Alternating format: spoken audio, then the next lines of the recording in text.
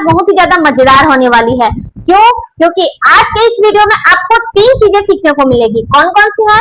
वो है आपको लंबाई चौड़ाई निकालना सीखना है, दूसरा आपको आयु निकालना सीखना है, और तीसरा होता है आपका चाल, दूरी और समय निकालना सीखना है। तो चलिए शुरुआत करते हैं हम दूसरे क्वेश्चन के पहले क्वेश्चन से। देखिए क्या बोलता है, द्विघात समीकरण के रूप में इसे निरूपित करना है। ठीक है, पहला क्वेश्चन हमारे पास, एक आयताकार भूखंड का क्षेत्रफल 528 मीटर स्क्वायर है। ठीक है, क्षेत्र की लंबाई चौड़ाई के दुगने से एक अधिक है। एक भूखंड की लंबाई और चौड़ाई ज्ञात करना है। ठीक है, चलिए भाई भूखंड बनाते हैं। कैसे होता है? ये होता है आपका भूखंड या फिर आप बोल लीजिए मैदान। ठीक है, इन सब का क्षेत्रफल कितना है? 528 मीटर स्क्वायर ये है। ठीक है, इतना दिया हुआ है। अब क्या बोलता है, क्षेत्र की लंबाई चौड़ाई के दुगने से अधिक है।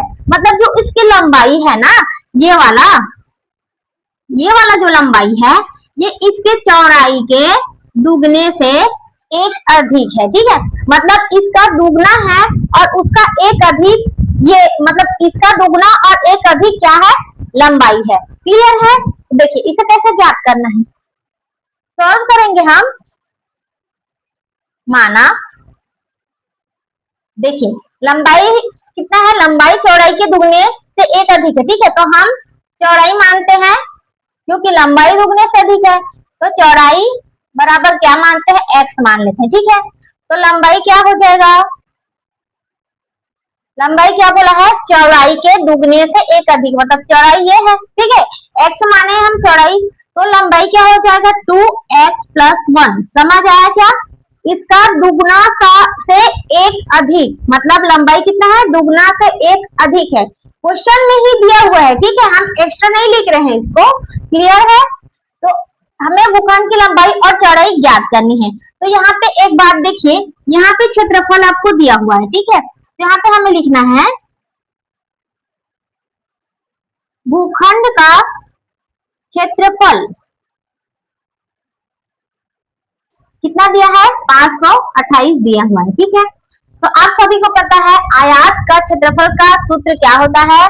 आयत का क्षेत्रफल का सूत्र होता है लंबाई गुणित चौड़ाई, जो हमें यहाँ पे इस क्वेश्चन में दिया हुआ है। तो चलिए डालिए, तो लंबाई गुणित चौड़ाई को x गुणित 2x + 1 है। ठीक है, बराबर कितना है? 528 ये है। ठीक है, अब इसे हम गुणा करेंगे, x का गुणा इससे कीजिए, 2x का स्क्वायर, x का गुणा 1 के साथ, तो x इक्वल टू कितना है? 528 है। ठीक है, आपको हमें क्या करना है? इस 528 को इस साइड ले आना है। ठीक है, क्योंकि हमें इसे किस रूप में ज्ञात करना है? द्विघात समीकरण के रूप में ज्ञात करना है। क्लियर है? चलिए यहाँ पे ले आइए, 2x का स्क्वायर प्लस x, ये प्लस वाला फॉर्म इस साइड जाएगा तो क्या हो जाएगा? माइनस के रूप में होगा। ये हो जाएगा आपका -528। ये है आपका आंसर। ठीक है, यहाँ तक आपको आंसर लिख देना है क्योंकि हमें द्विघात समीकरण के रूप में लिखा है। तो ये सीधा सीधा दिख रहा है आपका द्विघात समीकरण है। उसका सूत्र आप लोग को पता है कैसे होता है? ax² + bx। यहाँ पे b नहीं दिख रहा है, नहीं दिख रहा मतलब क्या है? 1 है, मतलब b के स्थान में क्या आएगा? 1 आएगा। इक्वल प्लस सी, या फिर आप -c लिखिए। प्लस माइनस जो भी रहे उसमें फर्क नहीं पड़ता ये द्विघात समीकरण में। ठीक है, ये कहलाएगा द्विघात समीकरण ही, चाहे उसमें प्लस रहे चाहे माइनस रहे। क्लियर है? चलिए क्वेश्चन नंबर 1 सॉल्व हो गया। अब दूसरा क्वेश्चन देखो। देखिए दूसरा क्वेश्चन हमें क्या बोलता है? दो क्रमागत धनात्मक पूर्णांकों का गुणनफल 306 है। हमें पूर्णांकों को ज्ञात करना है। ठीक है, यहाँ से अब चलिए सॉल्व करते हैं। दो क्रमागत धनात्मक पूर्णांक, क्रमागत संख्या क्या होती है? तो क्रमागत मतलब क्रम से आने वाली संख्या, मतलब एक एक जुड़ के आती है उसमें। ठीक है, पहली संख्या x और दूसरी संख्या क्या होती है? x + 1। उसी प्रकार तीसरी संख्या आपकी होगी x + 3, क्रम से आ जाएगी ना। ठीक है, एक कम नहीं होगा ना एक ज्यादा नहीं होगा, उसी क्रम से यहाँ से आते जाएगी। तो चलिए हम क्या मान लेते हैं? माना पहली धनात्मक संख्या क्या है भाई? x मान लेते हैं। ठीक है, और दूसरी धनात्मक संख्या कौन कौन सी होगी, क्योंकि दो बोला है ना यहाँ पे, तो दूसरी धनात्मक संख्या हो जाएगा आपका x+1, ये हो जाएगा। ठीक है, तो क्या बोला है, धनात्मक पूर्णांकों का गुणनफल। ठीक है, 306 दिया है, तो यहाँ पे हमें लिखना है आपको प्रश्नानुसार। प्रश्नानुसार क्या बोला है कि इन दोनों का गुणनफल जो है वो 306 के बराबर है। तो चलिए यहाँ पे लिख लीजिए x into x+1 equal to क्या है, 306 है। ठीक है, यहाँ तक है। अब गुणा कर दीजिए इसको इसमें, x² + 1 इक्वल टू कितना हो जाएगा, 306। अब इस संख्या को इस साइड ले आइए। ठीक है, सॉरी यहाँ पे 1x होगा ना, ये x होगा। ठीक है, इस संख्या को इस साइड लाएंगे, क्या हो जाएगा, x² + x - 306 इक्वल टू 0। ये हो गया आपका आंसर। ठीक है, आगे सॉल्व नहीं करना भाई, क्योंकि यहाँ पे और कुछ बोलता कि दो क्रमागत संख्याएं कौन कौन सी है बोलता ना। यहाँ से हम क्या करते, इसका गुणनफल करते, उसके बाद उन संख्याओं को निकालते। जब x का मान आता ना, तो पहली संख्या यहाँ पे निकल जाती और दूसरी क्रमागत संख्या निकल आती। लेकिन आपको क्या बोला है कि द्विघात समीकरण के रूप में ही निरूपित करना है। क्लियर है, ये बात आपको ध्यान रखना है। आगे आप सॉल्व करेंगे कोई मतलब नहीं है। ठीक है, क्योंकि आपको जितना नंबर मिलने वाला है यहाँ से ही मिलेगा, आगे सॉल्व करेंगे उससे नंबर नहीं मिलने वाला। क्लियर है, चलिए आगे देखते हैं। तीसरा क्वेश्चन क्या कहता है, रोहन की माँ उससे 26 वर्ष बड़ी है। ठीक है, रोहन की माँ क्या है, रोहन से 26 वर्ष बड़ी है।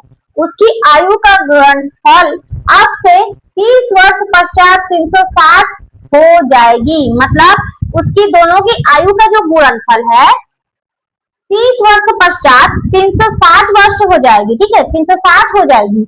हमें रोहन की वर्तमान आयु ज्ञात करनी है।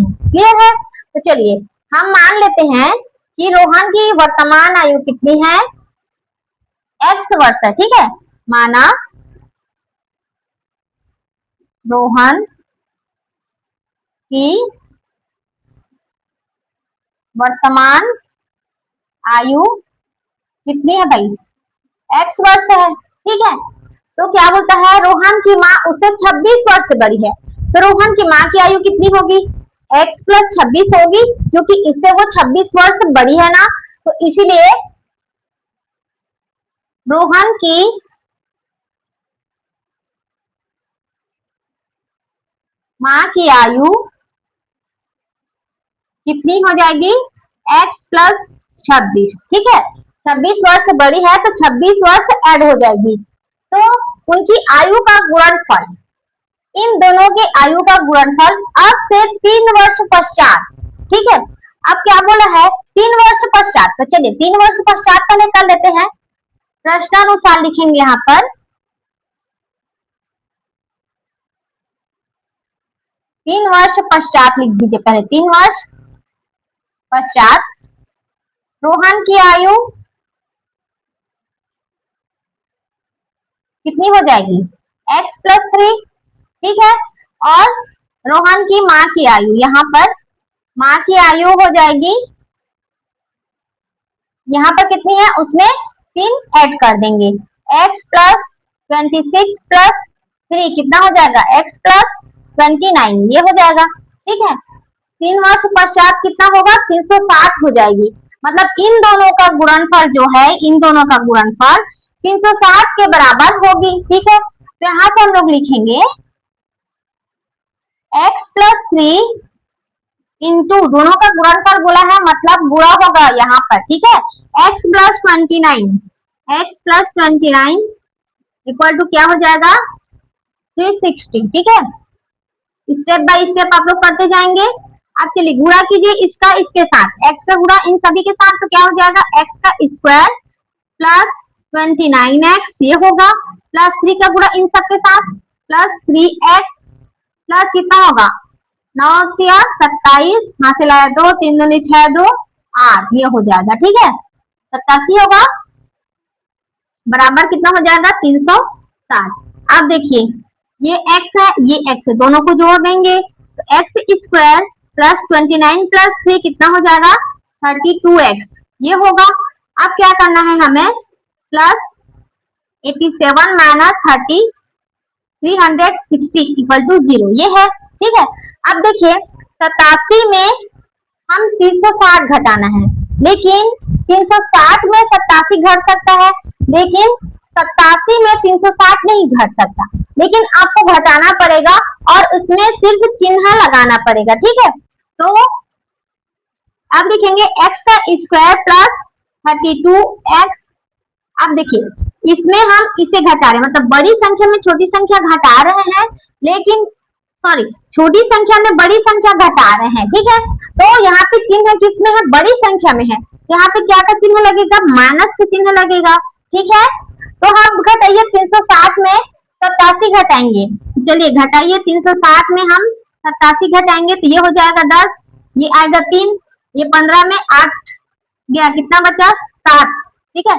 और ये बचा 273 बराबर कितना हो जाएगा, इसको मिटा दे रही हूँ, चलो कितना हो जाएगा बराबर 0। ये हो गया आपका आंसर, क्लियर है। द्विघात समीकरण के रूप में आ गया एक्स स्क्वायर 32x माइनस 273, मतलब x square plus b x plus c, या फिर x square plus b x minus c, ये आ गया है द्विघात समीकरण के रूप में, ठीक है। चलिए आगे लास्ट क्वेश्चन है, एक रेलगाड़ी 480 किलोमीटर की दूरी समान चाल से तय करती है, ठीक है। यदि इसकी चाल 8 किलोमीटर कम होती तो वह उसी दूरी को तय करने में 3 घंटे अधिक लेती, ठीक है। हमें रेलगाड़ी की चाल ज्ञात करनी है। अब देखिए यहाँ पे दूरी तो दिया हुआ है, ठीक है, दूरी दिया, हमें चाल ज्ञात करना है। समान चाल से मतलब चाल हमें पता नहीं है कितना है, तो हम मान सकते हैं, माना रेलगाड़ी की चाल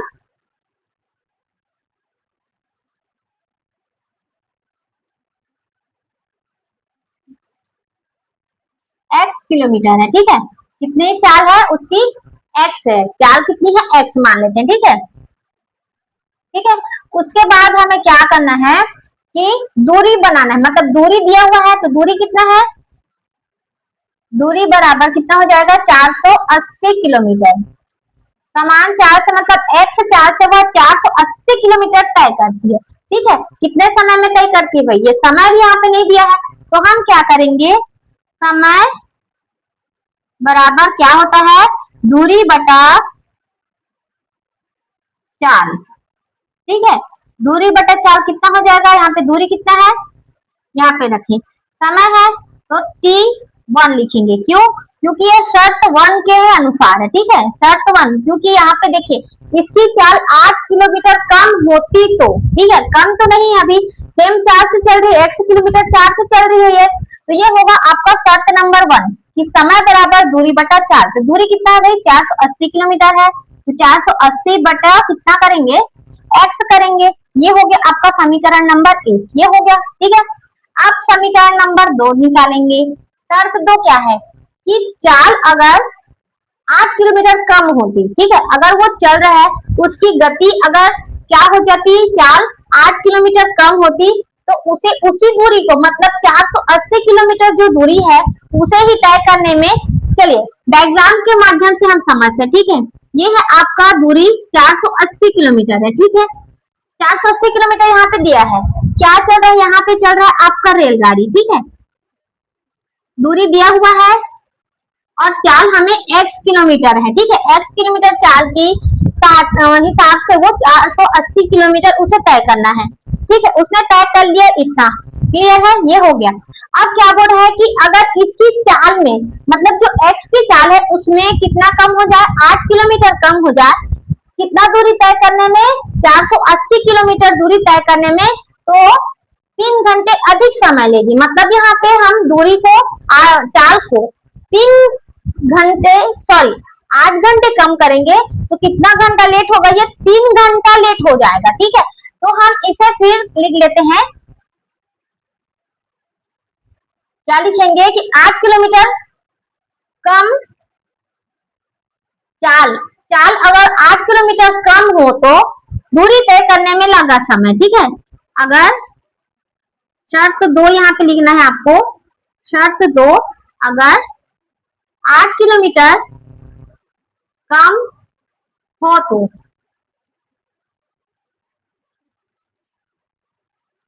चली गई चाल कितनी हो जाएगी, x माइनस 8 हो जाएगी, ठीक है। लेकिन ये कितना किलोमीटर तय कर रहा है, इसी दूरी में तय कर रहा है, तो हमें क्या करना है, T2 हमें निकालना है कि ये वाला जो है ना, यहाँ पे x जो है, यहाँ पे x में हमें 8 घटा देना है, ठीक है, क्योंकि 4 जो है यहाँ पे हमें 8 किलोमीटर कम करना है। तो ये हो जाएगा 480 बटा क्या हो जाएगा, ये x माइनस 8 हो जाएगा, x माइनस 8। ये हो गया समीकरण नंबर 2। ये बोला गया है, ठीक है, जो बोला गया है उसे हमने यहाँ पे लिख दिया है। अब क्या बोलता है कि 3 घंटे अधिक लेगी, मतलब ये T2 का जो मान है वो T1 से 3 किलोमीटर अधिक समय, मतलब 3 घंटे अधिक समय लेगी, ठीक है। तो यहाँ पे हमें क्या करना है, यहाँ पे देखिए इस T2 में माइनस T1 करना है, बराबर कितना समय लेगी भाई, ये 3 घंटे अधिक समय लेगी, ठीक है। तो T2 में हमें T1 घटाना है, यहाँ पे T1 हो जाएगा ये, ठीक है। T1 घटाना है तो घटाइए, तो 480 बटा कितना हो जाएगा, x माइनस 8 माइनस 480 बटा x इक्वल टू कितना है, 3 है ये, ठीक है। अब यहाँ से हम 480 को कॉमन ले सकते हैं क्योंकि दोनों में है, तो चलिए ले लीजिए। तो 480 ये निकल जाएगा, तो ये क्या बचेगा, 1 बटा x माइनस 8 माइनस 1 अपन x और बराबर में कितना बचा, 3 बचा, ठीक है। चलिए यहाँ पे मैं बना दे रही हूँ क्योंकि इस पे थोड़ा सा काम है, ये यहाँ पे, चलिए ठीक है। अब ये क्या होगा, जो x 480 है वो उस साइड जाकर क्या हो जाएगा, 3 के बटे के रूप में हो जाएगा। तो इधर क्या बचेगा, इधर बचेगा आपका 1 बटा x माइनस 8 माइनस 1 बटा x बचेगा, उधर जाकर ये हो जाएगा 3 बटा 480, ये हो जाएगा, ठीक है। अब हमें क्या करना है, इसका पीरियड गुणा करना है, ये हो जाएगा, इधर गुणा कीजिए तो x, ठीक है, माइनस में हो जाएगा x प्लस 8, ये हो जाएगा, बटा में क्या हो जाएगा भाई, x इंटू एक्स माइनस 8 हो जाएगा। और इसके कट रहे तो काटेंगे, कैसे कटेगा, ये कटेगा 3 एक कम 3 और 18 160 बटा कितना हो जाएगा, 160 हो जाएगा, ठीक है।